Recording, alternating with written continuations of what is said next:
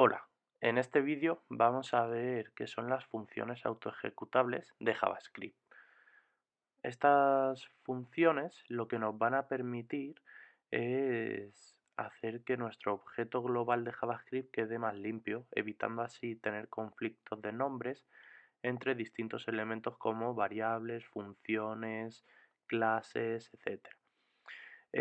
¿Cuándo se van a ejecutar estas funciones? Cuando el intérprete de JavaScript se las encuentra.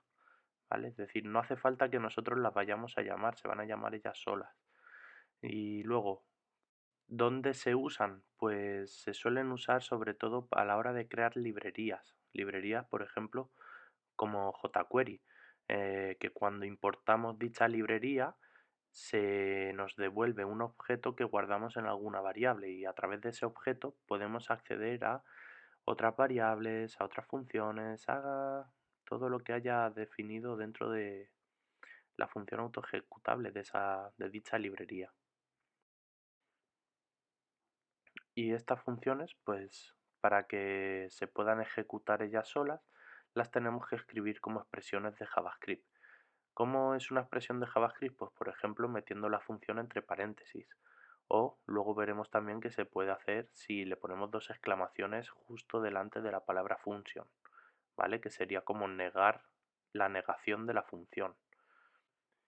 Y hay otras formas de hacer esto mismo.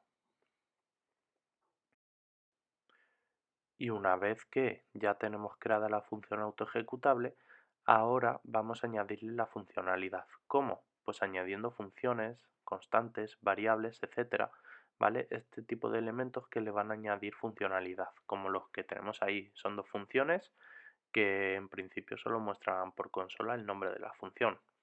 Función A, función B, ¿vale? Una vez que ya tenemos esas funciones, ¿cómo podemos acceder a ellas? Pues en principio no vamos a poder, ¿vale? Por defecto, lo que metamos dentro de esa función autoejecutable va a ser privado. Va a ser privado a no ser que le pongamos un return, ¿vale? A no ser que la función autoejecutable retorne aquellas funciones o otro tipo de elementos que queramos que se puedan acceder desde fuera de dicha función.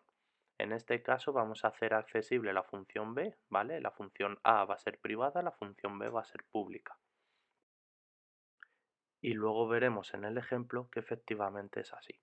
Por último, si queremos poder usar esta funcionalidad en cualquier otro archivo, tendríamos que exportar esta función o aquello que devuelve esta función, es decir, el objeto que tendría dentro la función B, que era la que queríamos hacer pública. Entonces, una vez que le añadimos el module.exports, ya podríamos usarlo dentro de cualquier otro archivo. ¿Cómo? Importando el archivo usando require, la ruta hasta el archivo, y eso lo guardaremos dentro de una variable, una constante, a través de la cual ya tendremos acceso a aquella funcionalidad que habíamos decidido hacer pública. Vale, y ahora lo que vamos a hacer es ver un ejemplo como este en acción. Vamos a crearnos por aquí un archivo, app.js, vamos a crearnos otro archivo más, mi librería.js, y dentro de este segundo archivo es donde vamos a crear la función autoejecutable, ¿vale? Una función autoejecutable, como hemos dicho antes, tiene que ser como, se tiene que definir como si fuera una expresión de JavaScript. Por tanto, vamos a crear la función anónima y le vamos a convertir en expresión. Para convertirla en expresión hay distintas formas. Podemos ponerle dos exclamaciones como habéis visto o dejarla como la tengo ahora. Envolverla entre paréntesis y ya está, y ejecutarla al final del todo.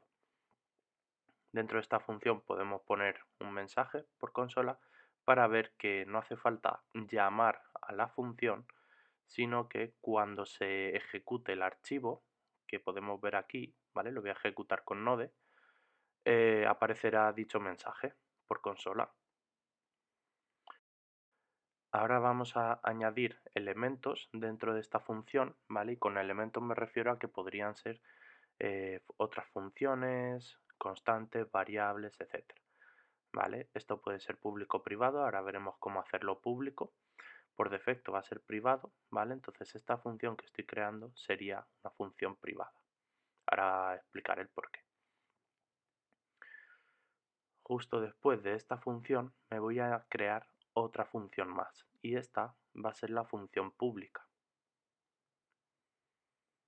Entonces, una vez que hemos terminado las funciones, ¿vale?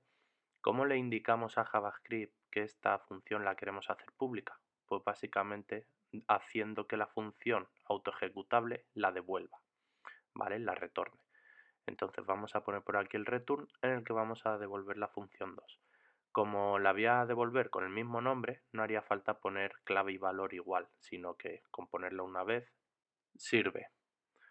Entonces, una vez que tenemos esto, vamos a coger esta función autoejecutable y la vamos a exportar. ¿Qué estaríamos exportando aquí? Pues aquello que tenemos en el return, ¿vale? Que es aquello que queríamos hacer público. Ahora en el app.js vamos a importar esa librería que estaríamos haciendo, ¿vale? Para ello usamos require, le pasamos como parámetro la ruta donde se encuentra nuestro código. Y ahora en mi librería tendríamos acceso a la función 2. Como veis aquí voy a ejecutar primero la función 1 para que veáis que esta se quedaría como una función privada. Y por tanto no tendríamos acceso a ella y a la hora de ejecutarla nos va a decir que no es una función. Sin embargo, si ejecuto la función 2, en este caso sí que debería demostrarnos el mensaje que teníamos, como veis ahí.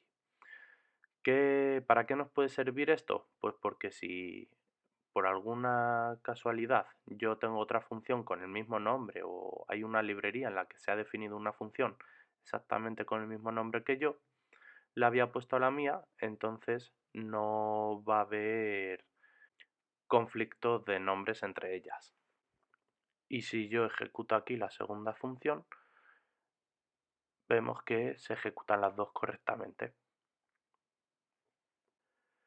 Y para finalizar, pues si queréis más información sobre el curso de Introducción a JavaScript, podéis preguntar en Cle Formación o mirar la información en la URL que aparece aquí abajo. Adiós.